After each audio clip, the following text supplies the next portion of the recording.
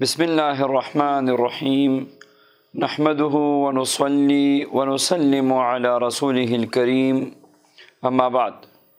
بہت سارے لوگوں کی خواہش ہوتی ہے کہ جنات کو تابع کرے، جنات ہماری خادم بن جائیں، اور اسی طرح موکلین کے لیے وظائف پڑھتے ہیں کہ موکلین ہمارے قابو میں آ جائیں۔ آئیے آج ایسا ہی ایک عمل دے رہا ہوں، اور عمل بھی قرآنی عمل ہے، انشاءاللہ یقین کے ساتھ کریں گے تو جنات و موکلین آپ کے خادم بن جائیں گے۔ سب سے پہلے حیات الصحابہ جلد 3 میں ایک واقعہ ذکر ہے، وہ واقعہ آپ سنیں تو انشاءاللہ یقین اور بھی بڑھ جائے گا۔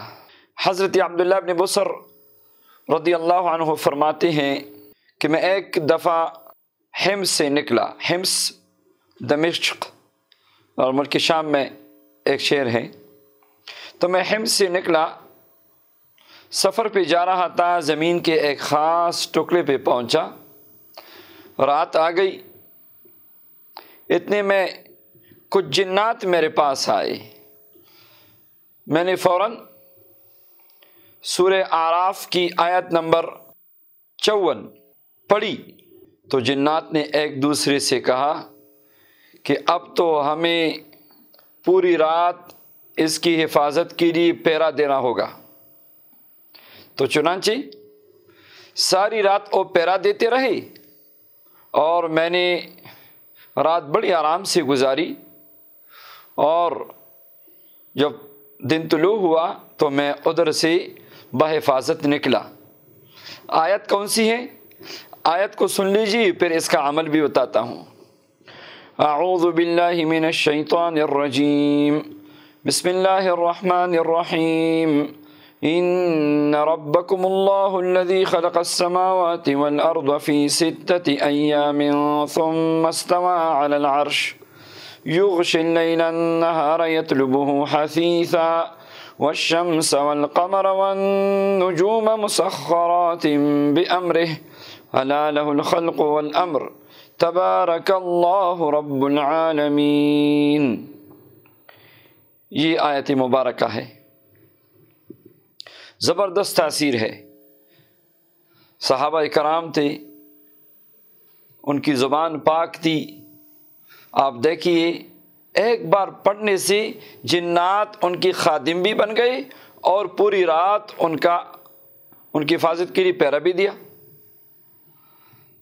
تو اس مبارک آیت کی اتنی بڑی زبردست روحانی طاقت ہے کہ جنات اس کے سامنے ٹھہر نہیں سکتے۔ یہاں تک کہ میرا اپنا ذاتی تجربہ ہے کہ جو جن خواہ مسلمان ہو خواہ غیر مسلم ہو، مریض پہ حاضر نہیں ہوتا، تو اسی آیت مبارکہ کے پڑھنے سے فوری حاضر ہوتا ہے، اور اسی آیت مبارکہ کے دم کرنے سے فوری مریض کی جان چھوڑ دیتا ہے۔ تو آئیے اس آیت مبارکہ کو روزانہ معمول بنا دیجئے۔ بہتر ہے کہ عشاء کے بعد 10 مرتبہ پڑھے، خصوصاً عاملین حضرات۔ انشاءاللہ اس آیت کی برکت سے جنات و موکلین آپ کے خادم ہوں گے، آپ کی اہل و عیال کی بھی خادم ہوں گے، اور آپ جنات کے حاضری کے لیے بھی اس کو استعمال کر سکتے ہیں۔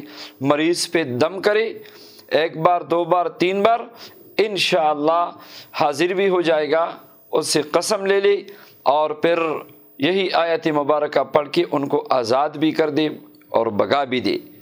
اللہ تعالیٰ اپنی کلام کی برکات ہم سب کو نصیب فرمائے، آمین یا رب العالمین۔